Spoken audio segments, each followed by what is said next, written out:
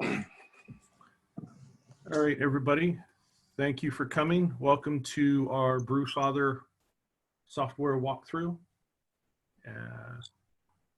I'm going to be hosting it. Art's going to be pitching in a little bit, and the developer Thomas may be dropping by for a little bit as well. I first came to Brewfather a couple years ago when the software I was using went away, and I was just looking for something better. And that's when I found Brewfather. So here it is. Brewfather is completely done in the web. There's no install on your local machine. It's all in the cloud, natively in the cloud, which means it's just seamless. You can use the exact same software on your computer, your tablets, your phones, anything. And it works very well. And it's the same code base. So unlike, say, for instance, Brewfather, where you've got one app for desktop and a different application, this is all the same application. So it looks and feels the same. So with that, this is the recipe section. The recipes can be sorted many different ways. You can sort them by name. I like to sort mine by style because I tend to have, many of the same style. Gee, Belgian dark strongs, 18 different recipes. Yep, that's me. And it's just easier for me to find things this way. But you can sort it however you want. There's a lot of flexibility in the software. And let's just go to a random recipe. Dark strong, Bradford 10. I've been brewing this a lot recently, so I'm just going to stick with this. And here's the recipe design screen. And the way it's coded, the screen, if you have different shaped screens like on your phone or your tablet, the screen will adjust its size automatically to adjust your layout. I'm not going to go too much into detail here, but here you can see your styles up here in the top upper right hand corner, and where your recipe fits. So you can see mine over here. It's a little bit high in SRM and a little bit high in IBU. And here's my fermentable section. And if I want to add a fermentable, it's pretty easy. Just say Pilsner, and you can find whatever you want. If I want to add best malts, it would all be right there. And one of the features I like the most is if you want to adjust your recipe, you can adjust it by OG, meaning you can say, well, I really don't want my beer to be this strong, so I could bump this down to 1080, and it would adjust all your percentages accordingly. And I've used that a few times. Up here is your equipment profiles, and I have quite a few different equipment profiles I've set up for brewing a bag, 5-gallon brews, 10-gallon brews, 15-gallon brews, 3-gallon brews. So I've got a bunch of different equipment profiles, and I can choose one of those. Brewfather natively comes with a ton of profiles. I've deleted most of them just to make it easier to find my profiles, but these are the ones I use. And if you just choose that profile, all of the presets from that profile will come with it. And I'll show you what they look like. So for this particular profile, I've got my brew time, the size of my vessels, my efficiency, and you can go down to as many details as you want. And it even has some mash tun calculations down here at the bottom, which is pretty cool. So if your mash tun sat in the garage all week, all night, and it's really cold, you can change that, and it will alter your calculation on the fly. And mash profiles, here's my yeast, and it even gets into fermentation schedule, and it's got some basics down here. So this is your recipe. You set this up once for whatever it is that you want to brew. And it has all the obvious things you'd have here. Clone if you want to duplicate and make another version, which you can see I've done here. print all different things. The big deal here, and this is what makes Brewfather really fantastic, is this brew feature. If I click brew, it'll create what they call a batch. A batch, and here's the one I created yesterday. A batch is the brewing of this particular recipe. And so when you come in, I should have started here. When you come in, it will create this batch, give it a batch number, and here's my recipe from the list of recipes I showed you before. Now, what's really awesome about this is this recipe you can alter. So when I bought my hops this time, I didn't notice when I purchased them that the alpha acid was a bit light. So I happened to have some EKG or Styrian Goldings laying around. So I pitched in just enough Styrian Goldings to get my IBUs back up where I expected them. And so I made this change. This change only exists in this batch. It's not altering the original recipe that I showed you up here in recipes. And that's pretty cool. Now I can save this back to, as an original recipe, but for now it just exists in this batch. And also it has inventory here. If you have and keep inventory, it will automatically deduct it from your inventory, which is really nice. And inventory is down here. We'll go into that later. But it pulls everything from inventory. You can check off what you need and what you need to buy. And then you can change your status to brewing. Now you're ready for your brew day. So over here. By the way. Yes. Oh, hello. Hey, Thomas is here. Yeah, I didn't want to interrupt you. Good to have you. In case everybody doesn't know, Thomas is the software developer and owner of Brewfather. He's joining us from Norway. That's correct. Welcome. Thank you. So I haven't prepared anything, so just ask me if you got any questions. Yes, we will. Yeah. Definitely. Right now, I'm just kind of walking through the software real quick, and then I want to open the floor to questions. We can deep dive into any topics that people want to see, but I just kind of want to race through the software really quick. Right now, I'm showing them batches. Yeah, good. So here is your brew tracker, and it gives you all your steps that you need to do. But the thing that I really like the most about this is this section over here. Here's where you're entering your brew day numbers. And post-boiled volumes and gravities. And here's the awesome part, is this section right here where it's got what the recipe says you should be doing and what your actuals are. And it gives you your plus minuses here for what you're off. Yesterday, my boil off was really high, way higher than I expected, and that lowered my volume a good bit. So it kind of messed up my brew day just a little bit in terms of my efficiency and my IBU. So everything was just a little bit off. It's going to be fine, but it's, my brew day was different. And it's important to track that, brew day to brew day. It lets you dial in. From there, once I'm done brewing for the day, we come over to fermenting. And this is where my beer is right now. I put it in and I use the Plato device, and it's giving me this data from my fermenter, and I can kind of track what's going on, the temperature and so forth. I'll hold still so you can read. Green is bubbles per minute. It's got the temperature and the expected specific gravity. So that's pretty cool. It's got some final numbers here that you'll put in, which again go into your master. And then when you're completed, you can package and log notes and track your final notes. And this brew day is saved as a session. And you can go in and look, let's see, batches. So I've got most of mine archived here from prior batches. And what's going on. This batch has been around for 3 or 4 months, just sitting there in secondary fermenting. Continuing on, we've got devices.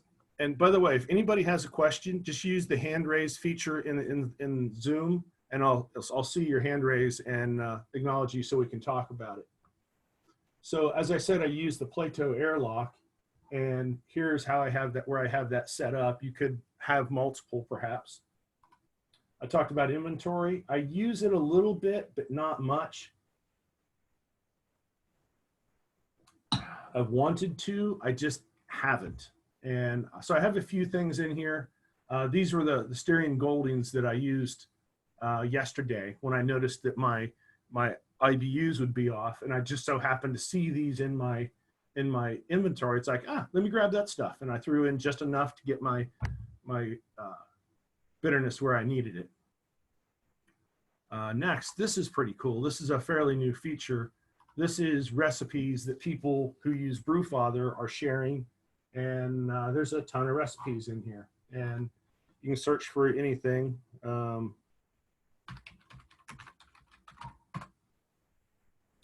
And pull up a bunch of recipes. And the recipes that I've seen in here look pretty good. There's a triple carmelade in here somewhere I saw once. But so if you want to look at other recipes, you can do that. Now here's the interesting part is here's all your different profiles. So you saw some of my equipment profiles before, mash profiles if you want to mash at different levels. The usual 152 is the one I do mostly. I also do my Belgian mash a lot. Water, I don't use water much. Art uses the crap out of this, and he'll be on here in a little bit, and he can talk to you more about how this, well, Thomas is here, he can talk about it as well. And but so here's where you can configure everything in the system. Styles, we use BJCP here, but you can also use other guidelines here if you wanted. And tools, he has a ton of those.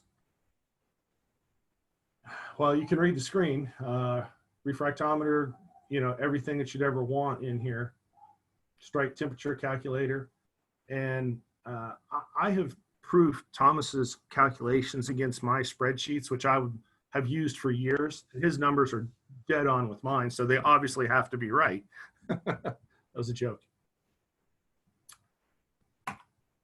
And here's all of the settings, which again, I'm not going to read them all off, but you can change whatever. It defaults to metric, but it's easy enough to change that right here to be American. So he has a lot of integration with various devices, as you can see. And that's about it for the software itself. Now, the next thing that I saw when I first started that I thought was very cool is this. If you find a bug, if you look at the software and you think, wouldn't it be cool if it did? Well, you can come here. This is a Kanban board that Thomas maintains. And if you want a feature, for instance, you know, if I would like to have better versioning, I can search to see if there's, you know, someone else has asked for the same thing. And you can click and you can upvote it. And that which means, hey, I like this feature as well. Someone by the name of Brad Doro said they like this feature as well. That's me. So this is where you can track what features might be coming. And you can look here, upcoming. These are the different categories. And scroll over. So this is what's coming. So you can kind of see what Thomas is doing in the background and what features are on the way. And as a developer, I love this amount of transparency, and I can see what's going on, and I feel like I have input into the software. So I love this feature about the software, even though this isn't part of the software. Also, there's a Brewfather channel, and you can get great support here as well. Thomas is very active here. I asked a question once, and I got an answer in just minutes. So that's kind of the high level of the software. Does anybody have any questions about any parts of this? I'd love to deep dive into some of this that anyone wants to hear about.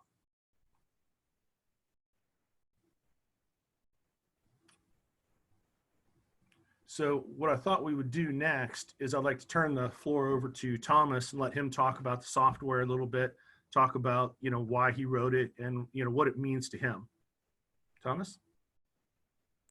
Yeah, sure. Yeah, I guess I can start with, I wanted to brew beer for a long time. And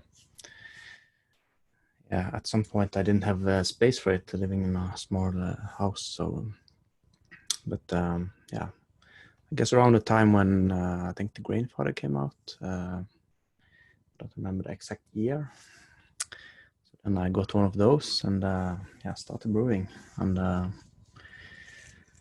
yeah, had a bigger house at that time, so I had a room for the fermentation fridge and all the stuff you need to make good beer. And yeah, I guess I started using Beersmith like everyone else.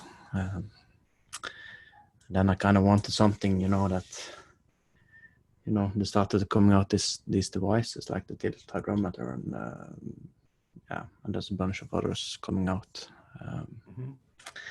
Kind of like a data geek, or yeah, want all the data in one place, in one software. So I couldn't really find anything that to combine those things. So that's kind of where my idea started, and why I started looking into this. And yeah, at some point I think I used. Write it all at once, or did you just sort of ease your way into it? I think about yeah, it's about 4 years ago I started tinkering with the ID, and yeah, we had a project at work where we're going to use kind of the same technology that I use in the software. So I started building it as a kind of a learning thing. Yeah, and I think I used it for about a year, just by myself, adding new features as I needed it. Then at some point, I felt kind of confident in the software, and I brought in, I think, around 100 testers or something like that. Yeah, and then it's just yeah, gaining a lot of popularity since then. Kept That's the ball rolling. Yeah. I want to break in for just a second. Someone asked for me to zoom in the screen. So I zoomed in my browser, and you guys will notice how the screen reformatted itself. This is part of how Thomas designed the software. So it just flows with whatever you're doing, whatever size screen you've got. Yeah, I mean, it's a hybrid app, so it kind of suits all the screen sizes, and that's one of the great things about it. Yeah. And yeah, you can just zoom in when you're making a video, or if you don't see that well, or yeah, it should work fine. I think the software looks beautiful, Thomas. Yeah, thank you. I do have a question for you. Coming back to my batch here that I made some modifications to this recipe, and I know I can save this back to the original recipe. Can I save it as a new recipe? Yeah, actually you can, if you open if you click the edit batch. Edit batch recipe? Yeah. And then you have the clone button on top there. Okay, and then just clone it there. And then I can make, there we go. Okay. And I can go here and see.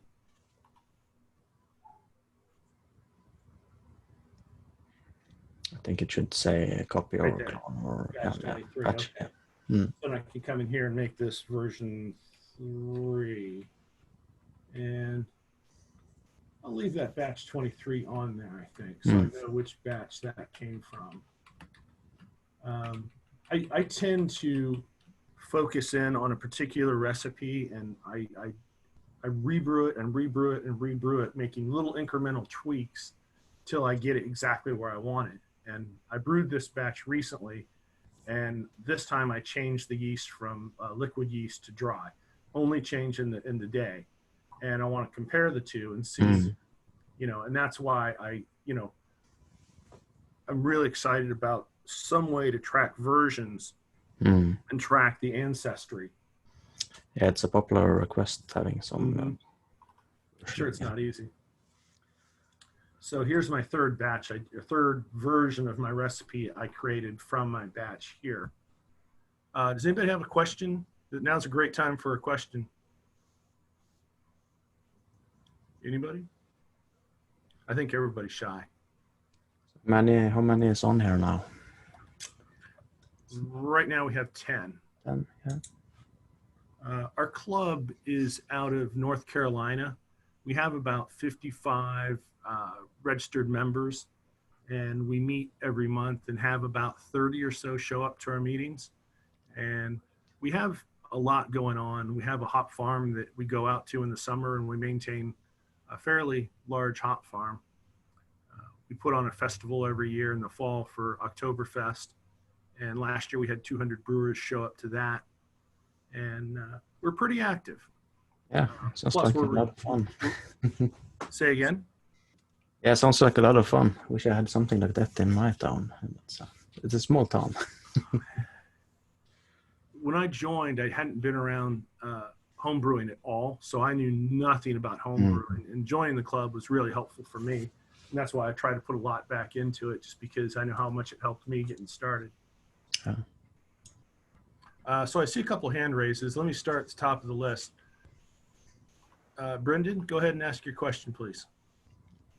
So never really using brew software before. What's the best way of starting to use it? Yeah, I guess you'd have to create some kind of equipment profile just to kind of get the measurements correct.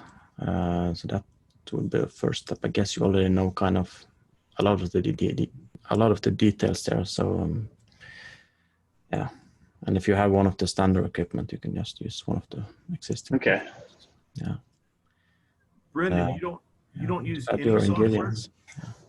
Well, I did buy this and I have brewed on it, but just for general people who have never used one before. I never thought about fiddling around with the equipment first. I was like, oh, I'm just going to plop a recipe in there and go from there. And I've been slowly trying to go like, oh, what's the extra parts in this I need to actually start using and looking and paying attention to.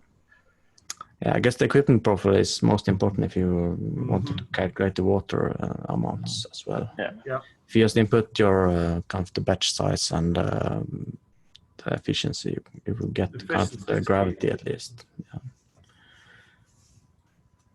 Okay. Yeah. And of course, there's a lot of options to tweak there. Yeah. It's a lot of options, but in a lot of cases, you default what you think the temperature, what you think the number should be. For instance, you're assuming 68. That's probably pretty close for around here. So he defaults a lot of things for you if he can, and it's not super hard to figure this out.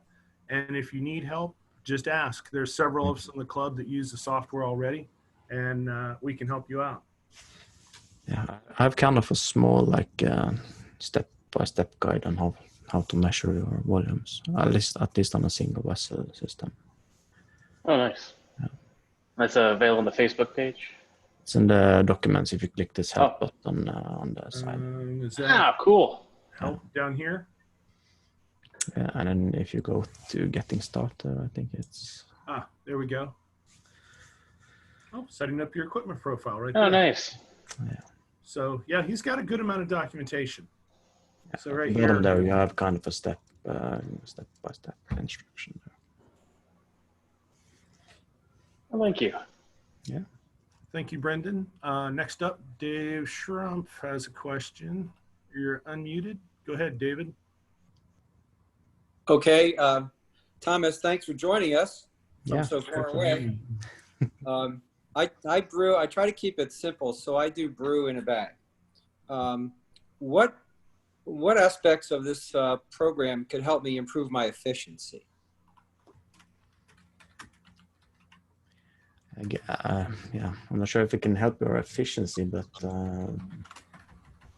if Well, you see, that's my efficiency tends to be all over the place yeah, right. when I do brew in a bag. So, but I would imagine with prescribed amounts of water to mash in per recipe, that would probably help. I would think. Yeah, of course, yeah. Yeah. So, Yeah, so if you start off with a kind of equipment profile, I think there is one there already for brewing a bag no sparge. I'm not sure if you're sparging. I do and I don't. Yeah, Depends. so Yeah. what you kind of do if you kind of set up a profile and you track all your numbers, you can kind of get this summary on the bottom of the batches, and you can kind of track your numbers, and it will calculate how much rub losses and all that. Okay. You can actually go into the batch and copy that equipment profile that is calculated from your input values. Okay. Go it if you have to close the recipe in there. If you close this window, click the X button there. Say again. If you click the X button on this, okay. and if you, this is a batch that is fermenting, and if you scroll down to get this adjusted recipe with about the summary, I think it's you click that button there. Yeah. Say again. You click the adjusted recipe. Oh, this. Click here. Okay. What it does then is it opens a copy of the recipe that actually has the your measured values inputted in the equipment profile. That's fantastic. And then you can just, if you want to copy the equipment profile from there, if you click edit on the profile there. Right. So do I go to edit? Yeah. So now you kind of see it's based on your inputted numbers, and the ball off is adjusted and all that. And you can just copy it on the bottom left. Click copy, right. And then, so I'll just do this. So what this did, I'm going to walk through this again just so everybody understands. I think a lot of people know about this, but it's kind of... I've never heard of this, and this is genius, Thomas. I love it. So yesterday I brewed, and I went through, and as I said, I had some problems yesterday, and my numbers were not where they should have been. And if you actually end up with, you're missing your number, but it turned out great. You can just copy this recipe that is actually based on the actual numbers. Yeah. So here's this right-hand column is what my numbers actually were. So if you click adjusted recipe, it takes you to the what Brewfather says you actually did. And from there, you can save that as a new equipment profile for your brew day of what your system actually did. So, David, this might actually be something to help make you more consistent, because you can record what you did, and then next time use that as your starting point. That's so you kind of make like a base equipment profile, and then you brew one batch and you input your numbers, and then you can just copy that profile and use that for the next brew maybe. So right tweak it like that. Right here is my new adjusted based on what happened to me yesterday. Sorry, I'm jumping around a whole lot. Right here's the new one that I just made yesterday based on what actually happened. That's really great, Tom. So I like that. Yeah. And what actually happens when you are inputting your measured values, it's actually running the whole recipe like engine in the background and calculating every number in there based on what you type in. That's nice. We will see the IBU is changing, and the color if you hit different volumes than you planned, and stuff like that. That's great, because oftentimes you input your numbers, but they don't go anywhere. They don't do anything. Yeah, so you actually see them fluctuate if you. Yeah, it actually feeds back into the system. Yeah.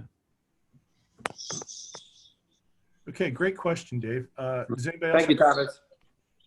Yeah.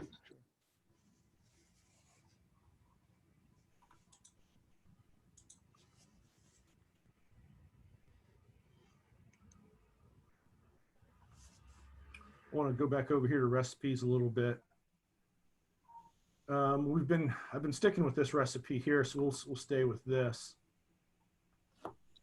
Another feature that is very nice, you'll notice that I use Carolina Malt House grain Pilsner in my recipe. And it's pretty easy to add, I believe. Let me make sure I remember how to do this. I've only did it the once to add, but you can add, oops, that's not right. You can add any custom ingredients that aren't here. Yeah, if you go to the inventory page. Oh, go to inventory. That's okay. Yeah, so if you click the fermentables there, you can add your own. Ah, right there. Okay. And then if I click Or there's a mixing hop or anything.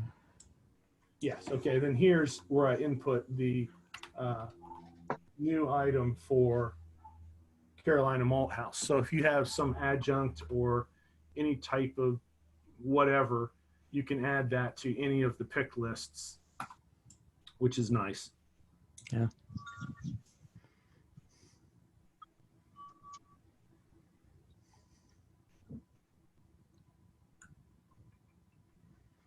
Just looking down here. The mash profiles are pretty interesting as well. Let's drill into that just a little bit. So this is just a basic mash here. But if you want, you can add other steps and you can customize what, we'll say I want to do a decoction and I want to do a 123 step. So you can add your mash steps here for any type of, you know, decoction mash or whatever step mash you want to do. And I want to get out of here. And then that'll become part of your recipe and part of your batch. And I like that. I don't do decoction very often, and I have to remember. I don't do water calculations, Thomas. Would you like to talk about, you know, water profiles? Yeah, sure. What kind of my idea with this water calculation is, you know, not many brewers are kind of delving into it. So so kind of I wanted something that you can, you know, use even if you don't know anything about it. So so if you have some way of getting your water profile or kind of know the range in your area, and you set up your source profile, and yeah, if you click the source profile there, it defaults to about what my water is, I guess, if you haven't edited it. And then you just write in the numbers you got from your water report and make it your default profile. And if you can just open a recipe and we can look a bit at the tool maybe. It's to show you know, how easy it can be done if you don't really know how to do it.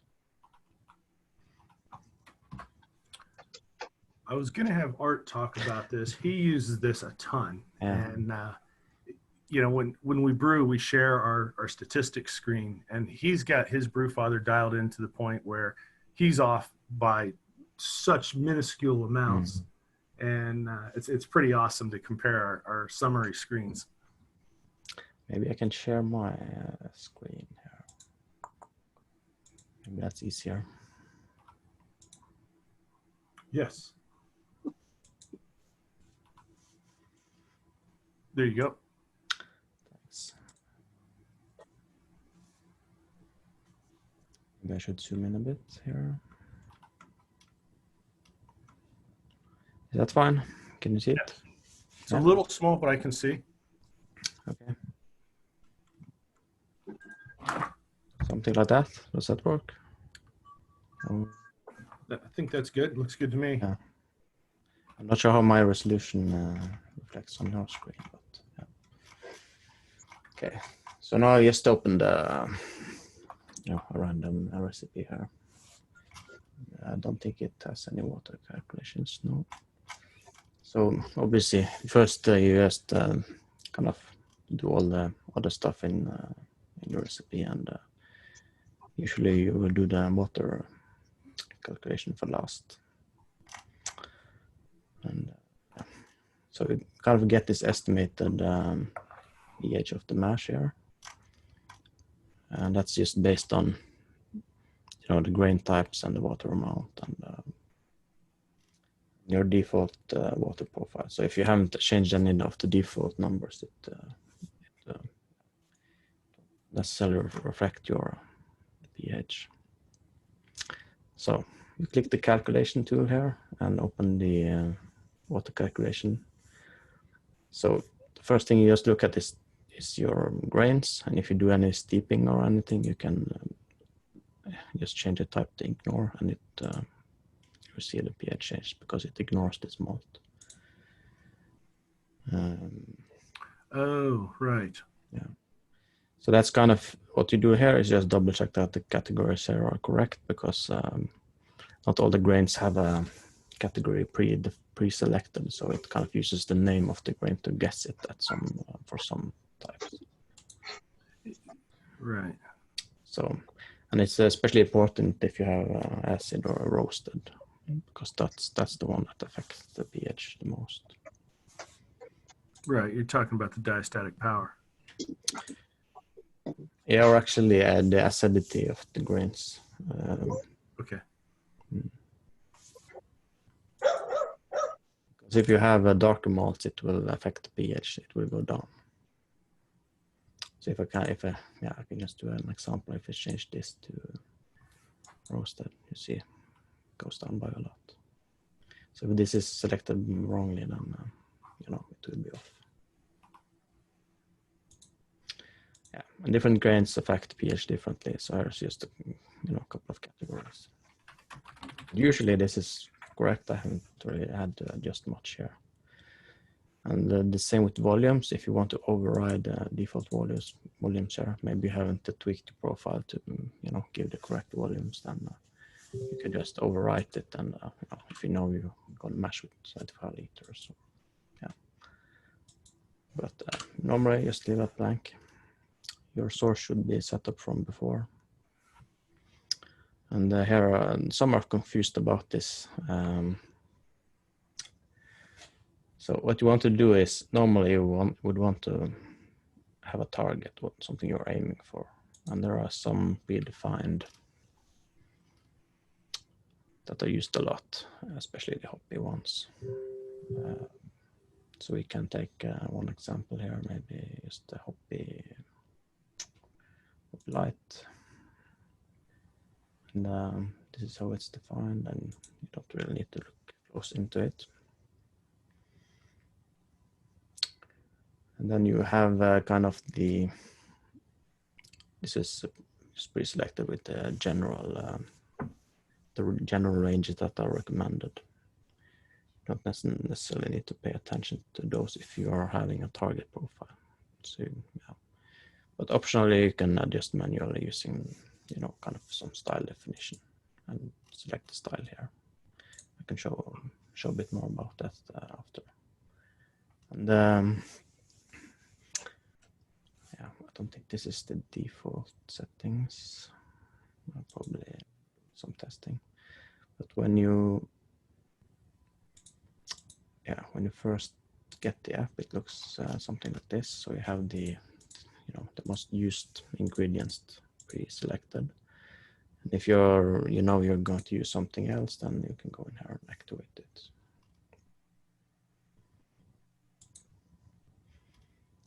So by default, it's these 3 ingredients that will auto adjust. So you won't necessarily get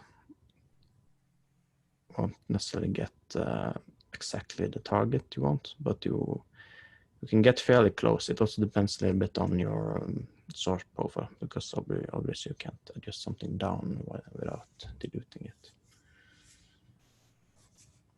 I'm going to try to click the auto button here and see it adding the 3 first ingredients here. So, and here you can see the kind of the total profile you then get, and here is the difference from your target, the numbers below. And you don't necessarily adjust this last number. It's not the target per se. It's more like this kind of defines your pH. Yeah. So you can see it's fairly close, and you know, you can just adjust it manually if you feel like. So how the algorithm there works is kind of, it will adjust up until it hits your defined value, and then it stops. So for example, here you see it it hits the range for SO4. So it stops because it can't add more without over or exceeding the value there. But normally you just click auto, you know, and it will adjust it to something that will most likely work, and you just double check that the numbers is not, you know, that far off. And if you know that, you know, you want to hit a certain amount of calcium, and you don't really mind having more,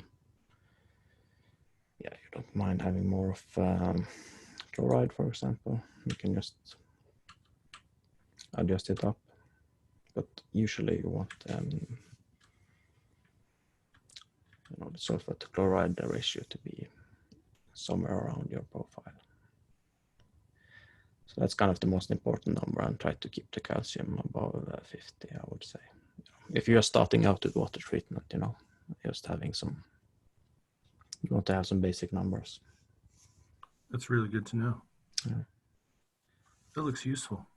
Yeah, so just go in here, make sure you set up a source profile that is kind of in your, you know, I don't have an exact water profile always, but it usually gets you in the ballpark anyway. The water here in Norway at least is very soft, so it's not like, yeah, so my source profile here. Before we move on, does anybody have any questions? That was, you kind of covered a lot there. If anyone has a question Yeah. about Maybe. Jared, I know you're getting into water modification. Okay. I guess it looks, I mean, it's a lot of numbers there, but basically you just click calc, and you scroll down, click auto, then you click save here, and you will add it to the recipe here. It looks like you could do that. Yeah, it looks like you made I've it done as it simple as multiple you times. can. Yeah. And you will get, you know, here's the profile you have. And you brew it, and, you know, if it's good, you know that's a good profile. I like your tag. On the bottom of the recipe, your tag. Yeah. Yeah, this is just my, you know, this is where I develop stuff. So it's just, there's a lot of stuff down here. Just as data. What's your favorite style of beer? I have a weakness for Belgian triples, actually. It's Big fan of Belgians. I don't brew. we have a local brewery that is almost exclusively using Belgian yeast, and also some English yeast. Those are my two just favorite lives styles. up the street there. Belgian and English. Love it. Mm. Yeah. We just have a few minutes here. Does anybody have a question, anything at all about Brewfather? Now it's time to speak up. You're talking to the man himself.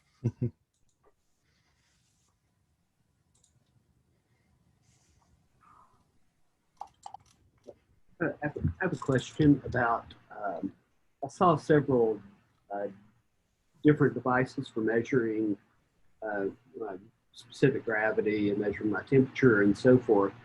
But I'm curious about things like using an Inkbird controller to control my temperature. Mm. Is there an API challenge with that Inkbird doesn't have an open API and that?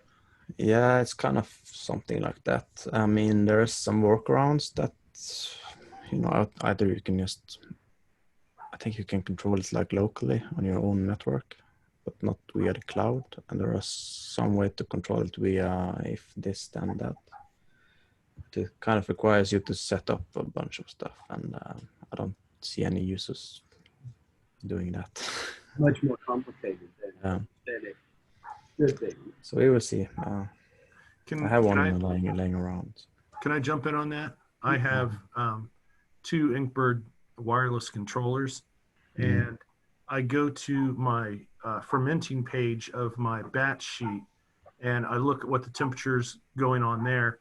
My fermentation chamber has a hard time holding the temperature down when it's at high Krausen.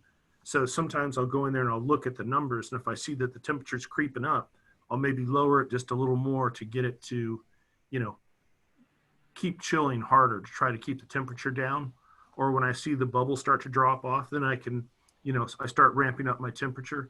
So I look at the graph that's in his batch page, and I use that to independently, change my Inkbird. But I can do it from work when I'm not at home. I can do it from anywhere, and I can see it live what's going on, versus waiting until I get home tonight and then see what's been done and react to it then. So that's how I use the two together. And of course, you have the smart bin. You can control it like that remotely. I'm not sure how available it is in the States, but yeah. And you have, I think that's the only one you can control, I guess, right now. I'm also looking into controlling the brew pilas.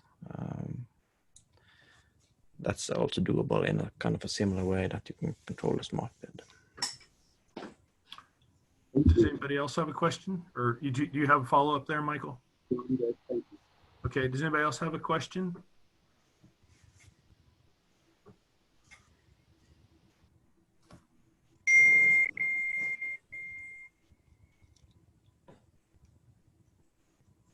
Daryl made it.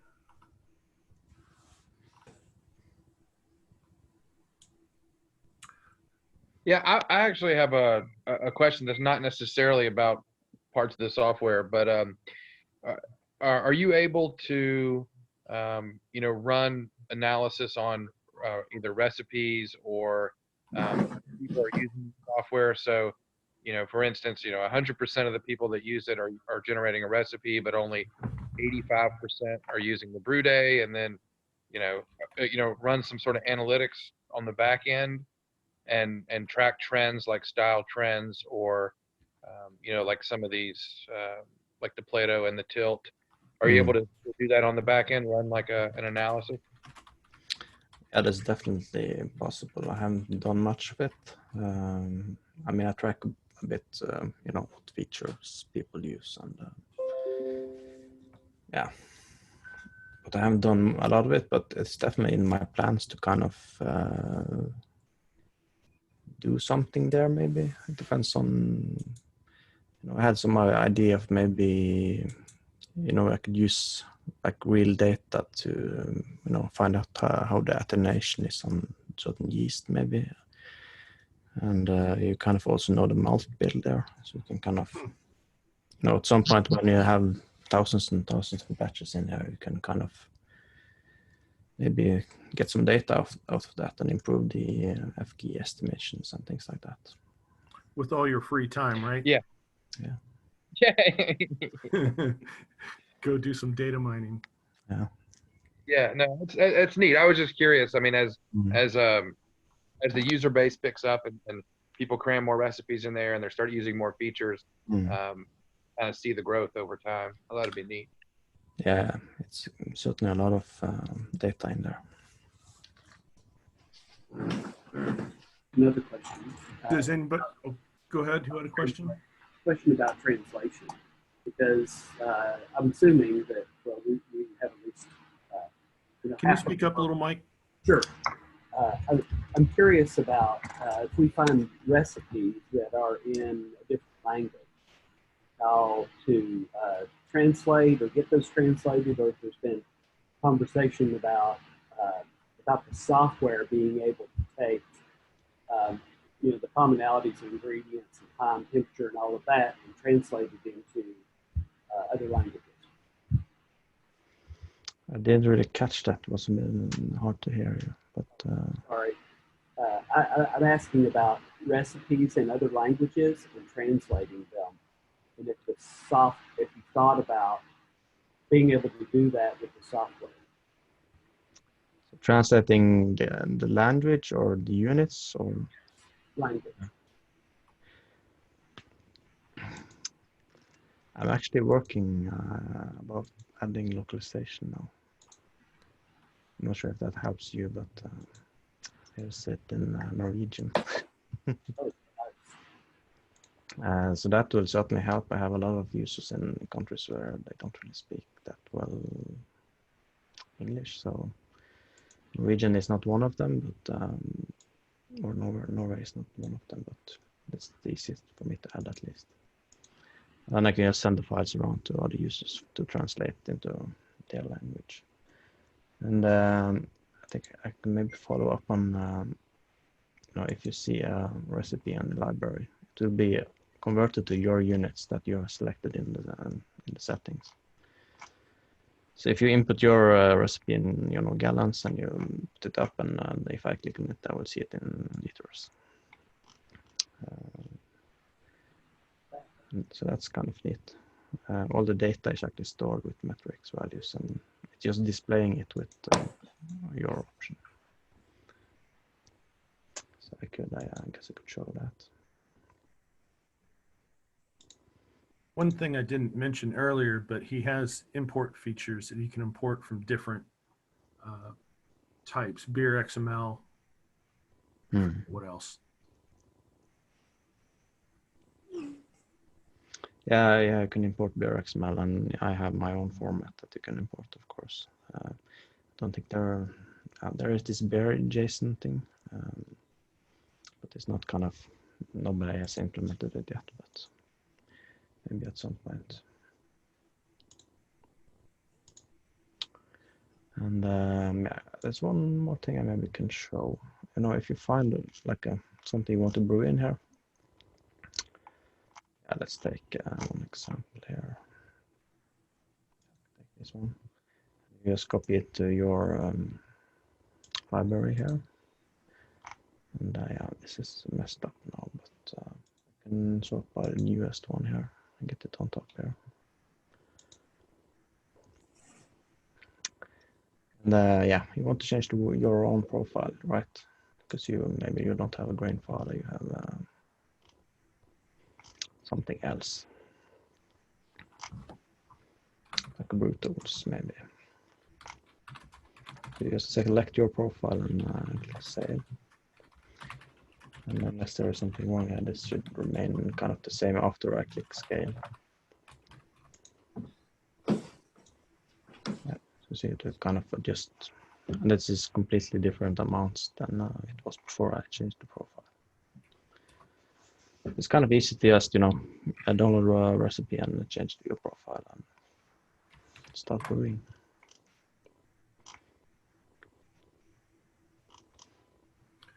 Does anybody else have any questions? We're running out of time here. I don't want to hold Thomas too long. Speak up now. Yeah. You're the first club I'm having a meeting with, so. I have to say, Thomas, thank you very much for coming and doing this. Yeah, no problem. I really appreciate it. It's been Thank you. Thank you. Thank you very much. No problem. Thank you, Thomas. Thanks for having me. our pleasure.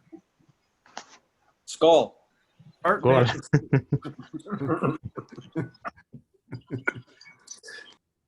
The meeting was at 2, Art. Oh, really? This Well- is what I have to deal with. Oh man, that's terrible.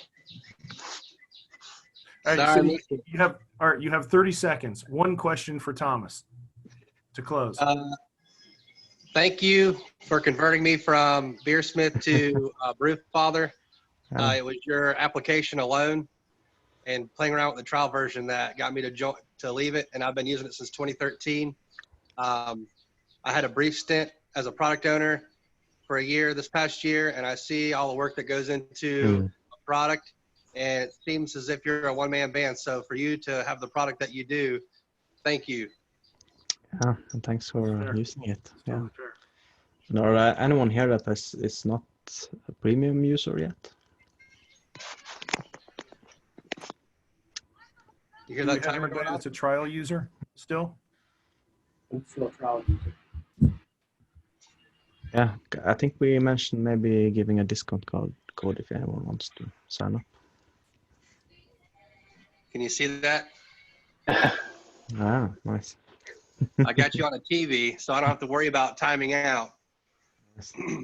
My timer just went off, so it's time to drop a Werflock tablet and my immersion chiller. Thomas, if you drop me, Art's such a show off. Thomas, if you drop me the code, I'll put it into our Facebook group. Yeah, I can do that. Yeah, sure. So yeah, that'll save anybody a couple bucks if they want to sign up for Brewfather. It's how much does it cost? It's like $20 a year minus the discount. Yeah. It's I Good want to keep price. it low. I mean, I don't. It's a fair price to me, and I'm cheap. I don't spend money on anything, but You are very cheap. thank you, Daryl. But I easily buy your software because it's worth it. Mhm. Any last questions before we go? Anybody have anything they want to say before we end the recording?